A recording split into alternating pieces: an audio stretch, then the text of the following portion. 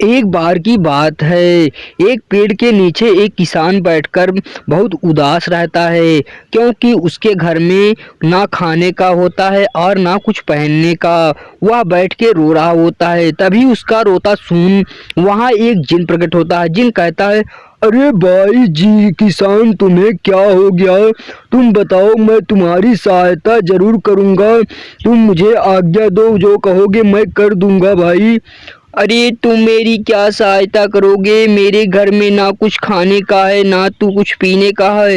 तुम तो एक भूत हो, तुम मेरी सहायता कैसे करोगे? नहीं किसान भाई, तुम अपनी समस्या बताओ, मैं तुम्हारी समस्या को जरूर पूरा करूँगा। तुम अपनी इच्छा को बताओ जल्दी से। अरे मेरी इच्छा यही है कि मेरे घर में ना कुछ खाने का है और ना ही कुछ पहनने का। प्लीज़ मुझे कोई घर दे दो और कुछ अनाज भी दे दो। अरे ठीक है, मैं अपनी आशीर्वाद देता हूँ, तुम घर जाओ और तुम्हारे घर तुम्हारा अनाज भी बहुत सारा होगा और तुम्हारा एक अच्छा घर भी होगा। जाओ जल्दी से।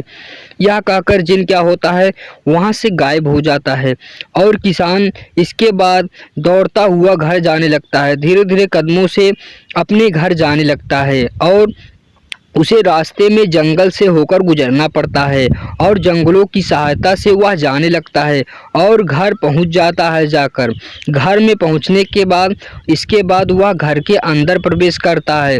घर के अंदर जाने के बाद वह देखता है कि घर में बहुत सारा अनाज होता है और उसका घर बहुत अच्छा होता है। तभी उसकी पत्नी कहती है, अजी सुनते हो, पता नहीं कहाँ से देखो किसके आशीर्वाद से हमें बहुत सारा अनाज मिला है और हमारा घर भी बहुत नया बन गया है। अरे कोई बात नहीं, यह मेरी एक जिन ने सहायता की है। मैं उदास बैठा था, तभी वह जिन आकर मेरी सहायता किया और मुझे कहा कि तुम्हें सब कुछ दे रहा हूँ, इसलिए वह जिन ने हमें बहुत कुछ दिया, उसका मैं धन्यवाद करता हूँ।